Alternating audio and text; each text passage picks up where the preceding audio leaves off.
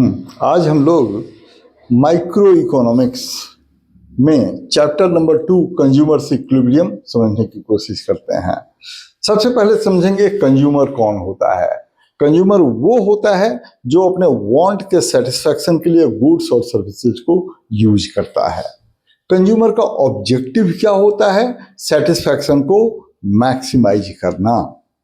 एक consumer goods को, किसी भी गुड्स के डिफरेंट यूनिट्स को या डिफरेंट गुड्स को तब तक यूज करता रहता है जब तक कि उसको मैक्सिमम सेटिस्फैक्शन न मिल जाए। अब अगला टर्म समझेंगे इक्विलिब्रियम। इक्विलिब्रियम एक पोजीशन ऑफ रेस्ट है between two opposite forces and where there is no tendency to change. तो इसका मतलब कंज्यूमर इक्विलिब्रियम का मतलब ये हुआ कि ये कंज्यूमर इक्विलिब्रियम वो पोजीशन है जिसमें एक कंज्यूमर अपने गिवन इनकम को different units of a commodity और ऑन डिफरेंट कमोडिटीज पर इस तरीके से स्पेंड करता है कि उसको मैक्सिमम सेटिस्फैक्शन मिले। यहां पर एक बात और ध्यान में रखेंगे, रैशनैलिटी। इकोनॉमिक्स जब भी पढ़ेंगे रैशनैलिटी का कॉन्सेप्ट मान करके चलेंगे कि हर इकोनॉमिक यूनिट जो भी इकोनॉमिक एक्टिविटी करता है वो रैशनल होता है। रैशनल का मतलब कॉस्ट मिनिमाइजर, बेनिफिट मैक्सिमाइजर। ठीक। अब कंज्यूमर इक्विलिब्रियम को समझने के दो अप्रोचेज होते हैं। एक को कार्डिनल अप्रोच कहते हैं, इसको मार्शल्स यूटिलिटी एनालिसिस और मार्जिनल यूटिलिटी एनालिसिस भी कहते हैं, और दूसरे को ऑर्डिनल यूटिलिटी एनालिसिस या इंडिफरेंस कर्व एनालिसिस या Hicksian analysis. Cardinal utility analysis में ये मान लेते हैं कि utility can be quantified, that can be expressed in terms of number, और ऑर्डिनल यूटिलिटी में मानते हैं कि utility can not be measured. ये एक साइकोलॉजिकल फेनोमेनन होता है, उसको क्वांटिफाई नहीं किया जा सकता है। तो पहले हम लोग कार्डिनल यूटिलिटी एनालिसिस समझने की कोशिश करेंगे। तो कार्डिनल यूटिलिटी एनालिसिस में सबसे पहले यूटिलिटी का कॉन्सेप्ट समझते हैं। यूटिलिटी सेटिस्फैक्शन को ही कहते हैं। यूटिलिटी को ऐसे डिफाइन कर सकते हैं कि utility is human want satisfying capacity of a community, और it is satisfaction derived from consumption of a commodity, that is utility। अब utility को util के टर्म में मेजर करते हैं, मतलब इसका यूनिट यूटिल होता है। कितना सेटिस्फैक्शन मिला, इतना यूटिल, इतना यूटिल। क्लियर। अब यूटिलिटी के दो टाइप्स होते हैं, total utility and marginal utility. Total utility is the sum total of satisfaction derived from given units of a commodity. And marginal utility, marginal का मतलब additional, addition to total utility from consumption of an additional unit of a commodity। तो ये दोनों complementary हैं, एक दूसरे को independent नहीं है, कॉम्पिटिटिव अप्रोच नहीं है, सब्स्टिट्यूट नहीं है, कॉम्प्लीमेंट करते हैं। तो टोटल यूटिलिटी से हम मार्जिनल यूटिलिटी कैलकुलेट कर सकते हैं, मार्जिनल यूटिलिटी से टोटल यूटिलिटी कैलकुलेट कर सकते हैं। Total utility is the sum total of marginal utility. TU से इसको डिनोट करते हैं, TU equal to sigma total of marginal utility, and MUN मतलब किसी भी यूनिट की marginal utility equal to TUN minus TUN minus 1। मतलब उसी कमोडिटी, उसी यूनिट के से जितनी टोटल यूटिलिटी मिली है उसे एक यूनिट कम की टोटल यूटिलिटी को माइनस कर देंगे तो वो मार्जिनल यूटिलिटी हो जाएगी। अब total utility and marginal utility के कॉन्सेप्ट को समझने के लिए एक टेबल, एक शेड्यूल से समझेंगे, एक डायग्राम से समझेंगे। हम लोग संदीप गर्ग की बुक में अगर चैप्टर नंबर 2 का टेबल नंबर 2.1 देखें, उसको थोड़ा सा मॉडिफाई कर लेते हैं, अपने कन्वीनियंस से इसको थोड़ा मॉडिफाई कर लेंगे। एक बात ध्यान में रखेंगे, तो ये यूटिलिटी शेड्यूल में 3 कॉलम बनाएंगे, units consumed, total utility and marginal utility. पहले मार्जिनल यूटिलिटी अपने कन्वीनियंस से लिख लेंगे। सिंपल सा एग्जाम्पल लेते हैं। मार्जिनल यूटिलिटी ब्रैकेट में यूटिल ऊपर में लिखेंगे, ऊपर में लिख देंगे total utility and marginal utility schedule. 3 column बनाएंगे, units consumed, number 2 total utility bracket में util, marginal utility util MU। अब मार्जिनल यूटिलिटी में 4 से चालू करेंगे, 4 यूटिल, 3 यूटिल, 2 यूटिल, 1 यूटिल, 0 -1। क्लियर। इसके बाद यूनिट कंज्यूम उसी से 1 2 3 4 5 6 ऐसा लिख लिया। अब total utility is the sum total of marginal utility, मतलब पहले यूनिट की जो मार्जिनल यूटिलिटी है टोटल यूटिलिटी वही होगी। दूसरे में उस 4 में 3 को ऐड करेंगे तो 7, फिर 2 ऐड किया 9, फिर 1 ऐड किया 10, फिर 0 ऐड किया 10, फिर -1 ऐड किया तो 9। इस तरह से मार्जिनल यूटिलिटीज को ऐड करके टोटल यूटिलिटी निकाल लेते हैं। अब इसका डायग्रामेटिक प्रेजेंटेशन भी समझने की कोशिश करेंगे। उसी चैप्टर में जो फिगर नंबर 2.1 है, यहाँ पर टोटल यूटिलिटी और मार्जिनल यूटिलिटी के 2 डायग्राम्स बनाए हुए हैं। हम लोग इसको एक साथ में दिखा सकते हैं। जैसे एक्स एक्सिस पर यूनिट्स कंज्यूम्ड को दिखाएंगे एंड वाई एक्सिस पर total utility and marginal utility दोनों को साथ में प्लॉट करेंगे। अब प्लॉट करने में, डायग्राम बनाने में भी एक बात जरा ध्यान रखते हैं कि फर्स्ट यूनिट लिखा, एक्स एक्सिस पर फर्स्ट यूनिट लिखा तो, और वाई एक्सिस पर टोटल यूटिलिटी मार्जिनल यूटिलिटी है, उसके सारे वैल्यूज लिख दिए। तो फर्स्ट यूनिट का total utility marginal utility same है तो एक डॉट डाल देंगे वहां। फिर सेकेंड यूनिट पर टोटल यूटिलिटी का डॉट डाला, मार्जिनल यूटिलिटी, और फर्स्ट यूनिट के टोटल यूटिलिटी को सेकेंड यूनिट के टोटल यूटिलिटी से कनेक्ट कर दिया, फिर मार्जिनल यूटिलिटी को भी कनेक्ट कर दिया। इसी तरह से एक एक यूनिट के टोटल यूटिलिटी मार्जिनल यूटिलिटी को पॉइंटिंग करेंगे और पीछे के टोटल यूटिलिटी से उसको कनेक्ट करते जाएंगे। तो टोटल यूटिलिटी का जो शेप होगा वो इंक्रीज होगा, मैक्सिमम पर जाएगा, फिर डिक्रीज होने लगेगा, और मार्जिनल यूटिलिटी कॉन्स्टेंटली फॉल होगी। जब टोटल यूटिलिटी मैक्सिमम होगा तब मार्जिनल यूटिलिटी 0 हो जाएगी। तो यहां पर जरा कुछ इंपॉर्टेंट ऑब्जर्वेशंस हैं total utility and marginal utility के बारे में, कुछ रिलेशनशिप भी इसको कह सकते हैं और इंपॉर्टेंट ऑब्जर्वेशंस भी कह सकते हैं। तो पहले यूनिट, फर्स्ट यूनिट की टोटल यूटिलिटी और मार्जिनल यूटिलिटी सेम होती है। फिर जैसे जैसे टोटल यूटिलिटी इंक्रीज होती है मार्जिनल यूटिलिटी डिक्रीज होती है। थर्ड पॉइंट, जब टोटल यूटिलिटी मैक्सिमम हो तो मार्जिनल यूटिलिटी 0 हो जाती है। फोर्थ पॉइंट, जब टोटल यूटिलिटी डिक्रीज होती है तो मार्जिनल यूटिलिटी नेगेटिव हो जाती है। यहां और 2-3 बातें ऑब्जर्व करेंगे कि जहां पर मार्जिनल यूटिलिटी 0 हो एंड टोटल यूटिलिटी मैक्सिमम हो, उस पॉइंट को सैचुरेटेड पॉइंट कहते हैं, पॉइंट ऑफ सैचुरेशन कहते हैं। जहां मार्जिनल यूटिलिटी 0 हो और टोटल यूटिलिटी मैक्सिमम हो। यहां पर एक बात ध्यान में रखेंगे, the gap between TU and MU is maximum at the point of satiety. Clear? Or before point of satiety, TU and MU move in inverse direction. TU increase होता है और MU decrease होता है, इस बात को भी ऑब्जर्व करेंगे। Minimum difference between TU and MU is at the first unit.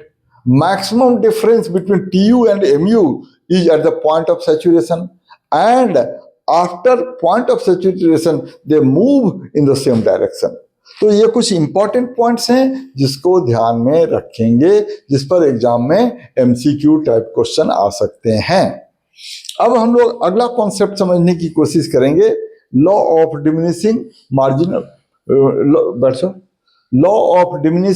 Marginal utility. ये बड़ा फंडामेंटल लॉ है मैक्रो इकोनॉमिक्स का, law of diminishing marginal utility. इसमें ये कहा हुआ है कि as more and more units of a commodity are consumed, marginal utility from each successive unit goes on falling. मतलब जैसे जैसे हम किसी कमोडिटी के नए नए यूनिट को कंज्यूम करते जाएंगे, वैसे वैसे उनसे मिलने वाली मार्जिनल यूटिलिटी डिक्रीज होती जाएगी। ये फंडामेंटल लॉ है, ये हर कमोडिटी पर अप्लाई होता ही होता है। अब law of diminishing marginal utility apply होने के लिए 10 एजम्पशन होते हैं। एग्जाम में ये 10 के 10 लिखने की जरूरत नहीं है, 3-4 तो होने ही चाहिए। वो एजम्पशन क्या है? कार्डिनल मेजरमेंट ऑफ यूटिलिटी, मतलब utility can be measured in quantitative terms. Number 2, money monetary measurement of utility, जो यूटिलिटी है उसको मनी के टर्म में भी एक्सप्रेस किया जा सकता है। Number 3, consumption of reasonable quantity, वो कंज्यूमर टू कंज्यूमर डिफर करेगा। Reasonable, proper, adequate, fair. Next हाँ, अगर किसी को बहुत प्यास लगी है तो अगर वो 1 गिलास पानी पीता है, हाँ, उसे उतना सेटिस्फैक्शन नहीं मिलता जितना उसे 2 गिलास पीता है दूसरे गिलास से। दूसरे गिलास के कंपैरिजन में फर्स्ट गिलास में उसको ज्यादा सेटिस्फेक्शन मिला, दूसरे गिलास में फर्स्ट गिलास से कम सेटिस्फेक्शन मिला, तीसरे गिलास में सेकंड गिलास से कम सेटिस्फेक्शन मिलेगा, चौथे गिलास में तीसरे गिलास से कम सेटिस्फेक्शन मिलेगा। पहले गिलास में से कम सेटिस्फैक्शन मिला लेकिन दूसरे गिलास में ज्यादा सेटिस्फैक्शन, तो इसमें एमयू ऊपर बढ़ेगी। हाँ, तो इसका मतलब वहां पर law of diminishing marginal utility apply नहीं होगा। अभी उस पॉइंट में आते हैं कि जो क्वालिटी में कोई चेंज नहीं होना चाहिए, जो रीजनेबल क्वांटिटी जो है ना, कि वो जितना 5-6 गिलास जितना पी सकता है, ये है। फिर जो हर यूनिट ऑफ कंजम्पशन है ना, उसकी क्वालिटी में कोई डिफरेंस नहीं आना चाहिए। अगर वो फर्स्ट गिलास पानी का पी रहा है, सेकंड जूस पीने लगा, तब उसकी मार्जिनल यूटिलिटी बढ़ जाएगी। लेकिन हर गिलास वो पानी का ही पिए, तब उसकी दूसरे गिलास की मार्जिनल यूटिलिटी फर्स्ट गिलास से कम होगी। नहीं, अगर कोई बहुत ही प्यास लग रही है, हाँ, पहले ग्लास में से, लेकिन फिर भी बहुत प्यास लग रही है पहले ग्लास में, तो unit of consumption must be of standard size. अब उसको पहले ग्लास में चम्मच में पानी दिया, दूसरी बार में ग्लास में पानी दिया, तब तो उसको मार्जिनल यूटिलिटी ज्यादा ही मिलेगी। जो स्टैंडर्ड साइज का होना चाहिए वो। पानी है तो उसको चम्मच से थोड़ी पानी पिलाएंगे, ग्लास में पानी देंगे। स्टैंडर्ड साइज का ग्लास भी छोटा सा 50 ml वाला नहीं, जो स्टैंडर्ड होता है उसके हिसाब से वो वैसा देंगे, तभी अप्लाई होगा, है ना।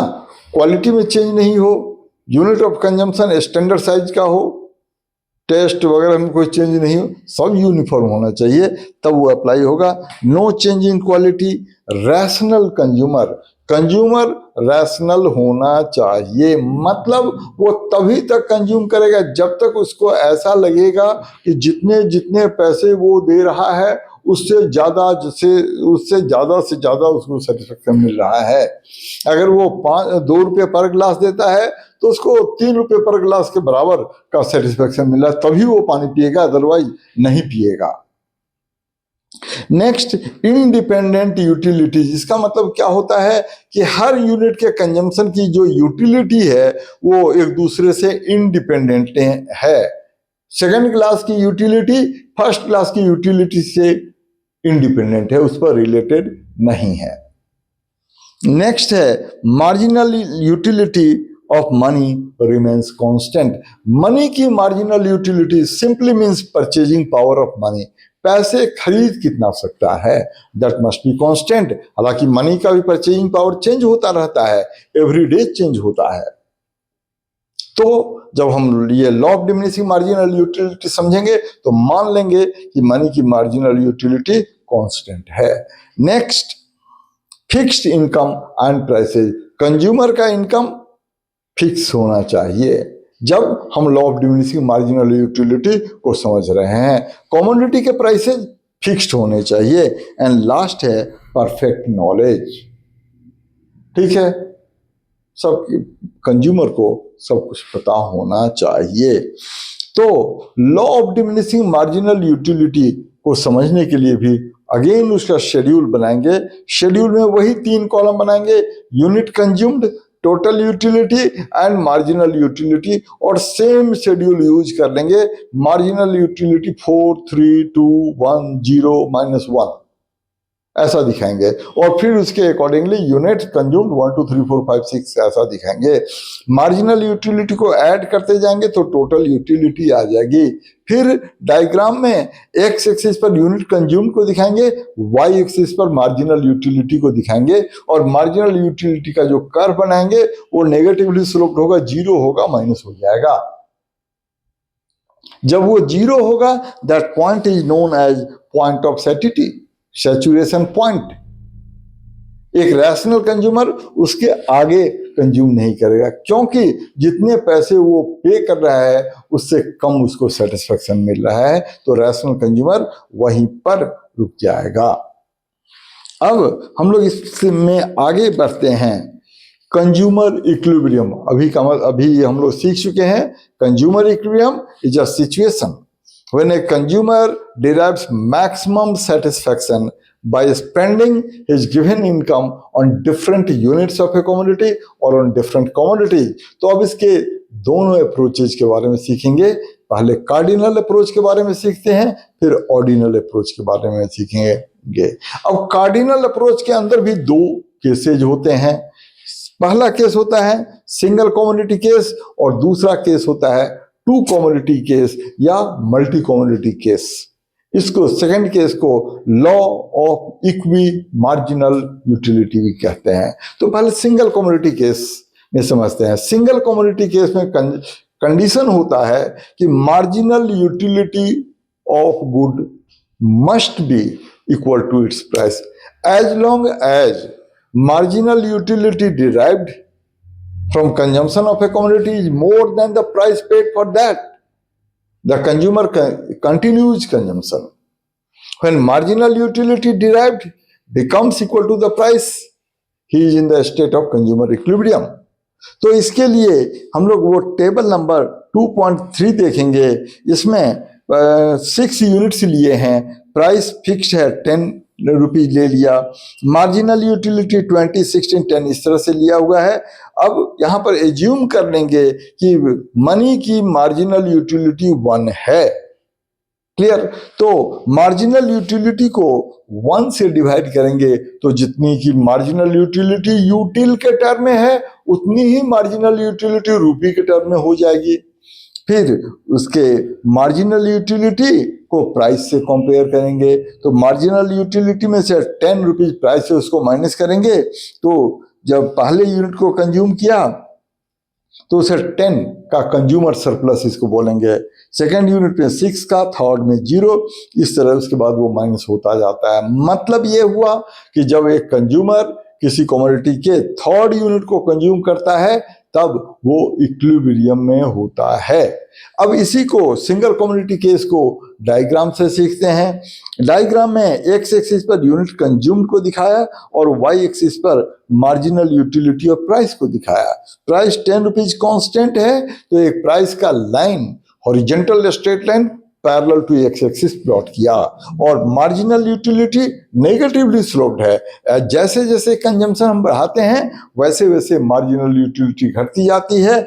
जब वो थर्ड यूनिट को कंज्यूम कर रहा होता है तो marginal utility becomes equal to price and that is the position of consumer equilibrium. Clear? अब हम लोग समझते हैं 2 commodity case. 2 commodity case 1 commodity case का ही एडिशन है। जैसे सिंगल कमोडिटी में एक कंज्यूमर मार्जिनल यूटिलिटी और प्राइस जब तक इक्वल ना हो जाए तब तक वो कंजम्पशन करता रहता है। तो मान लेते हैं कि वो गुड एक्स को कंज्यूम कर रहा है, तो एक्स के लिए उसका कंज्यूमर इक्विलिब्रियम होगा MUX upon PX equal to MUM। MUM marginal utility of money, इसी तरह से गुड वाई के केस में M U Y upon P Y equal to M U M, मतलब दोनों में ये कंडीशन फुलफिल होना चाहिए। अब दोनों इक्वेशन को अगर मिलाते हैं तो कंज्यूमर इक्विलिब्रियम के लिए M U X upon P X equal to M U Y upon P Y equal to M U M. अब एम यू एम को कांस्टेंट मान लेते हैं, तो इसका मतलब कंज्यूमर इक्विलिब्रियम का मतलब हो गया M U X upon P X equal to M U Y upon P Y. अब यूटिलिटी, दोनों यूटिलिटी को एक साथ मिला देते हैं, प्राइस को एक साथ मिला देते हैं, तो we can say that consumer equilibrium के लिए एम यू एक्स और एम यू वाई का जो रेशियो होगा वही दोनों के प्राइस का पी वाई और पी एक्स और पी वाई का रेशियो होगा।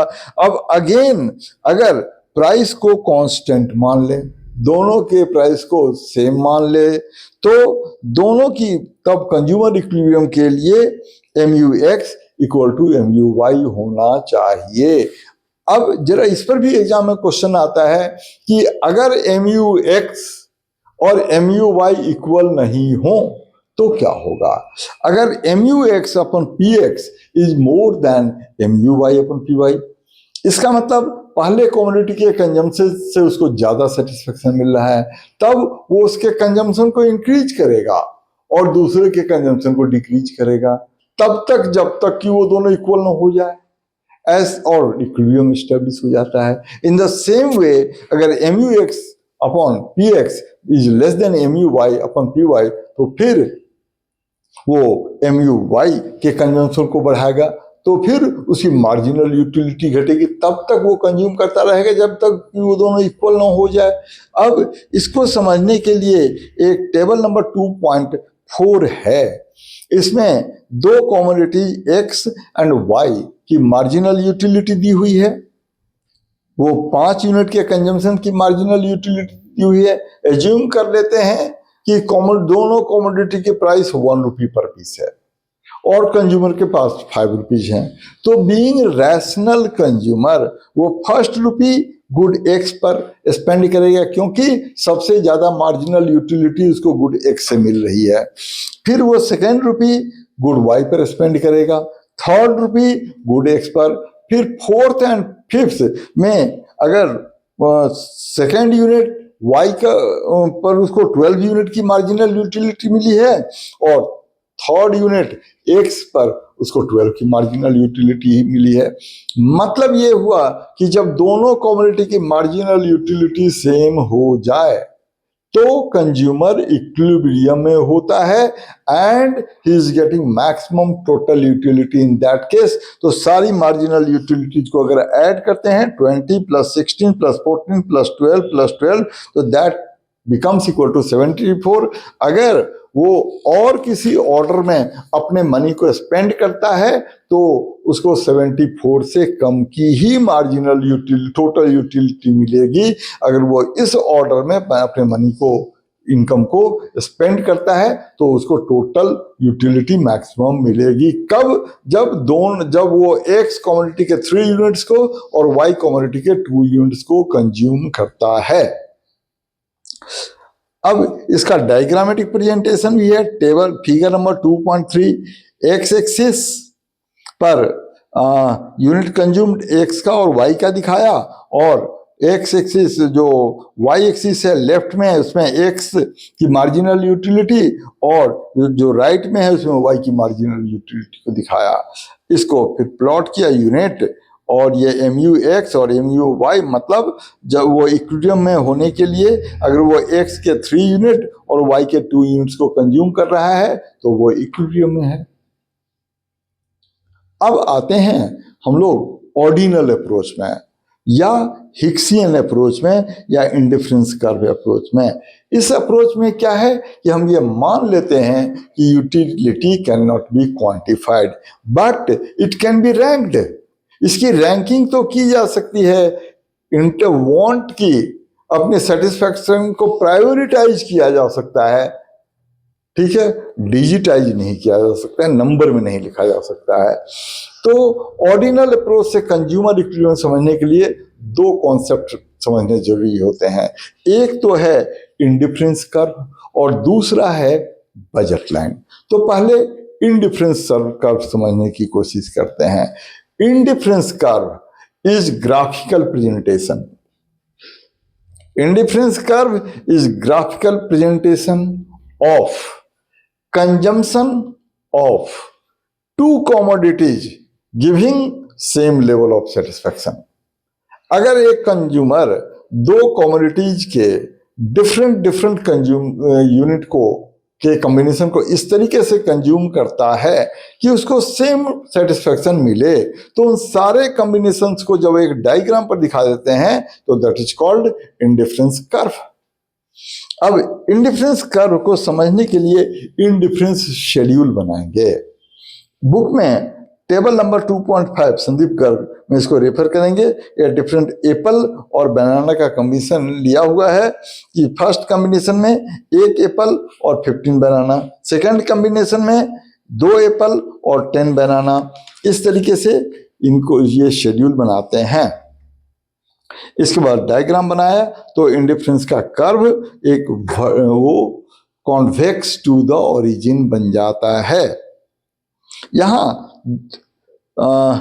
एक कॉन्सेप्ट है मोनोटोनिक प्रेफरेंस का।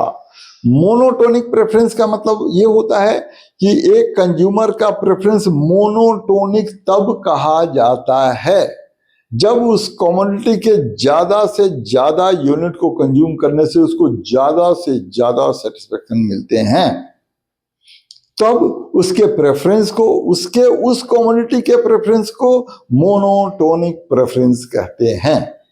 क्लियर? अब जरा इंडिफरेंस मैप का भी एक कॉन्सेप्ट है, वो उस पर भी एग्जाम में क्वेश्चन पूछते हैं कि इंडिफरेंस मैप क्या होता है। तो indifference map is a summation of indifference curves. अगर एक प्रैक्टिकली एक कंज्यूमर सिर्फ 2 ही कमोडिटी के कॉम्बिनेशन को कंज्यूम नहीं करता है, बहुत सारे कॉम्बिनेशन को वो कंज्यूम करता है, मतलब एक कंज्यूमर के एक से ज्यादा इंडिफरेंस कर्व्स हो सकते हैं। अगर एक डायग्राम में उस कंज्यूमर के सारे इंडिफरेंस कर्व को हम दिखाएं तो दैट इंडिफरेंस कर्व का group is called indifference map. Clear? अब यहां और एक अगला कॉन्सेप्ट सीखते हैं, marginal rate of substitution. Marginal rate of substitution में क्या कहा हुआ है कि अगर एक कंज्यूमर एक कमोडिटी के कंजम्पशन को दूसरी कमोडिटी के कंजम्पशन से सब्स्टिट्यूट करे तो जिसके कंजम्पशन को वो डिक्रीज कर रहा है अपॉन जिसके कंजम्पशन को इंक्रीज कर रहा है, giving him same level of satisfaction, then that is called marginal rate of substitution. अब इंडिफरेंस कर्व के 5 एजम्पशंस होते हैं। इसमें 5 बातें मान लेते हैं। क्या? 2 कमोडिटीज, कंज्यूमर सिर्फ 2 ही कमोडिटी को कंज्यूम कर रहा है। Number 2, non satiety. Non satiety अभी हम लोग पीछे देख चुके हैं। पॉइंट ऑफ सेटिटी मतलब मैक्सिमम सेटिस्फैक्शन का पॉइंट, मतलब इंडिफरेंस कर्व में कभी मैक्सिमम सेटिस्फैक्शन है। हम ये मान तभी तो वो कॉम्बिनेशन को चेंज करेगा। अगर वो फुल पॉइंट ऑफ सेटिटी पर है then he will maintain that situation. ये हम मान लेते हैं कि नॉन सेटिटी के कंडीशन में है, that means he will keep on changing the combination, that's why he is in the state of non satisty. Next is ordinal utility. That means satisfaction cannot be quantified, but that can be ranked. Next, diminishing marginal rate of substitution. ये marginal rate जो diminishing marginal rate of substitution क्या है कि जो MRS है, marginal rate of substitution है, वो decrease ही होगा। यहां पर एक बात याद कर लेंगे कि MRE मार्जिन, ये MRT इंडिफरेंस, वो पिछले चैप्टर में PPC में MRS इंक्रीज होता है, MRT marginal rate of transformation PPC में इंक्रीजिंग होता है, और MRS यहां इंडिफरेंस कर्व में डिक्रीजिंग होता है। क्लियर? अब MRS के और लास्ट है रैशनल कंज्यूमर, मतलब consumer benefit maximiser cost minimiser है, रिसोर्स मिनिमाइजर है। तो ये 5 एजम्पशन होते हैं इंडिफरेंस कर्व के। अब इंडिफरेंस कर्व के कुछ कैरेक्टरिस्टिक्स और या प्रॉपर्टीज, यहाँ पर बुक में 4 कैरेक्टरिस्टिक्स दिए हुए हैं, हम लोग एक और सीख लेंगे। सबसे पहला है कि indifference curve never touches x axis और वाई एक्सिस। अगर ये एक्स एक्सिस या वाई एक्सिस को टच करे मतलब वो एक ही कमोडिटी को कंज्यूम कर रहा है, जबकि इंडिफरेंस में हम मान लेते हैं कि 2 कमोडिटीज को वो कंज्यूम कर रहा है, इसलिए वो कभी भी एक्स एक्सिस और वाई एक्सिस को टच नहीं करेगा। दूसरी बात, ये downward sloping from left to right ही होगा। नंबर 3, ये कॉन्वेक्स टू द ओरिजिन होगा, कॉन्केव नहीं होगा, स्ट्रेट लाइन नहीं होगा, हमेशा कॉन्वेक्स टू द ओरिजिन ही होगा। Next, higher indifference curve represent higher level of satisfaction. Clear. And last है, indifference curve never intersect. Clear. अब ऑर्डिनल अप्रोच में दूसरे कॉन्सेप्ट में आते हैं। दूसरा कॉन्सेप्ट है बजट लाइन। ये बजट लाइन जो है इसको और कई नाम से जानते हैं, price opportunity line, price income line, budget constant line. तो ये इसके 4 नाम हैं, 5 नाम हैं, ये इनके 5 नाम हैं। ठीक है। अब जरा प्राइस लाइन का मतलब समझ लेंगे या बजट लाइन का। Budget line is a diagrammatic presentation of purchase of combinations of 2 goods with given income of consumer and given prices of commodities। एक बार फिर से समझो, budget line is a diagrammatic presentation of purchase of combinations of 2 goods with given income of consumer and given prices of commodities। Clear. तो अगर इन दो budget line का एक equation होता है, price of good X into quantity of good X plus price of good Y into quantity of good Y must be equal to the income of consumer. Clear. अब जरा इसमें यह भी समझ लेते हैं कि दोनों कमोडिटी के प्राइसेज, अगर एक कमोडिटी का परचेज बढ़ा रहे हैं दूसरे का घटा रहे हैं, तो उनका जो रेशियो होगा that is called price ratio या marginal rate of exchange. Clear. यहां पर यह भी समझेंगे कि बजट लाइन के 2 कैरेक्टरिस्टिक्स होते हैं कि ये पहला डाउनवर्ड स्लोपिंग होता है, दूसरा ये स्ट्रेट लाइन होता है। ठीक।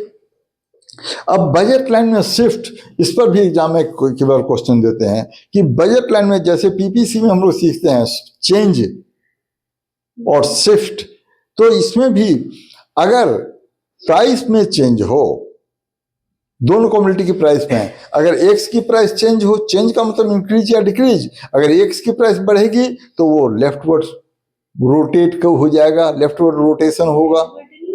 अगर प्राइस बढ़ जाए तो कम क्वांटिटी परचेज कर पाएगा ना, तो ये लेफ्टवर्ड रोटेट करेगा, और घट जाए तो राइटवर्ड रोटेट करेगा। इसी तरह से गुड वाई की प्राइस घट जाए तो वो लेफ्टवर्ड रोटेट करेगा, और बढ़ जाए घट जाए तो राइटवर्ड रोटेट करेगा। लेकिन अगर इनकम में चेंज हो तो ये शिफ्ट होगा।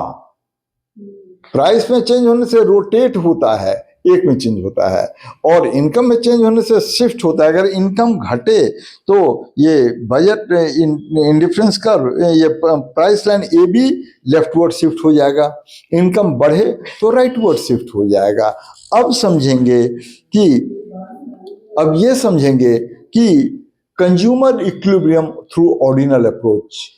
ऑर्डिनल अप्रोच में इन दोनों कॉन्सेप्ट को यूज करते हैं। फिगर नंबर 2.12 है, इसमें 3 इंडिफरेंस कर्व IC1, IC2 और IC3 प्लॉट करते हैं, और उसके ऊपर एक budget line AB super impose करते हैं। अब इसमें 2 कंडीशंस हैं कंज्यूमर इक्विलिब्रियम के लिए, एक तो बजट लाइन और इंडिफरेंस कर्व टेंजेंट होने चाहिए। अब यहाँ पर IC1 भी टेंजेंट है, IC2 भी टेंजेंट है, ठीक है, तो ये फर्स्ट कंडीशन तो दोनों में IC1 IC2 दोनों पर फुलफिल हो गया। अब सेकेंड कंडीशन ये है कि at the point of tangency budget line interference curve must be concave to the convex to the origin, जो कि पॉइंट ई पर ही सेटिस्फाई हो रहा है।